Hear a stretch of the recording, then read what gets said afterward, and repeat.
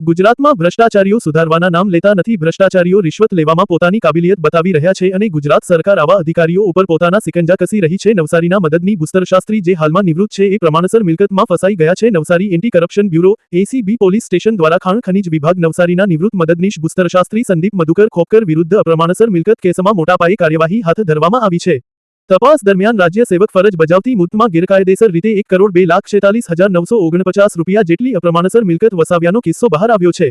તપાસમાં જણાયા મુજબ આરોપી સંદીપ મધુકર ખોપકરે 1 જાન્યુઆરી 2009 થી 30 નવેમ્બર 2018 દરમિયાન પોતાની કાયદેસરની આવકની સરખામણીમાં 13% જેટલી વધુ મિલકત ગેરકાયદેસર રીતે ભેગી કરી જાહેર સેવક તરીકે મળેલી સત્તાનો દુરુપયોગ કરી આર્થિક લાભ મેળવ્યો હતો. ગેરમાર્ગે દોરાયેલા નાણાં દ્વારા તેમણે સ્થાવર તથા જંગમ મિલકતોમાં રોકાણ કર્યાનું પણ બહાર આવ્યું છે. સરકાર તરફથી police inspector Shri BD Rathwa ACB police station Navsari દ્વારા આરોપી સંદીપ મધુકર ખોપકરને તારીખ 24 નવેમ્બર 2025ના રોજ ધરપકડ કરવામાં આવી છે. સદર કેસની તપાસ કે જે ધડુક પોલીસ ઇન્સ્પેક્ટર સુરત શહેર એસીબી પોલીસ સ્ટેશન દ્વારા હાથ ધરવામાં આવી રહી છે, જ્યારે તપાસનું સુપરવિઝન આર ચૌધરી મદદનીશ નિયામક એસીબી સુરત એકમ સંભાળી રહ્યા છે.